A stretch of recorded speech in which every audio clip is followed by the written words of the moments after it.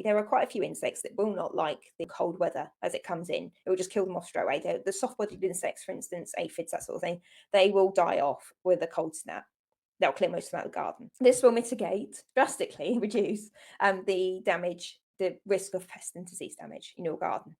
Mold and I'm trying to think like botrytis, like grey mold and things like that. They can be a problem as you go through the winter, but when you have nice, good fresh air, if you make sure the undergrowth around the plants, so the bottom level of your leaves of your plants, you can try and keep a good airflow through your garden. I often recommend with like shrubs and things, trying to keep like a good, depending on the size of the shrub, but a couple of inches just clear. So take the leaves off a good couple of inches from the soil to the top layer of your plant, if you like. So there's an airflow gap.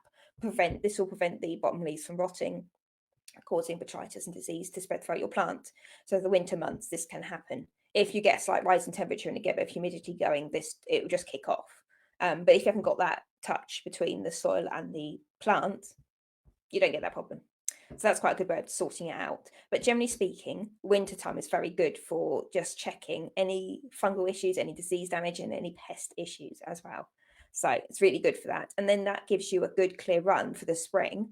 And then they have to then pick up their populations again before they can get going. Whereas if you get a mild winter, you don't really get much cold weather, they will keep on growing, the populations will keep on growing and everything through the winter.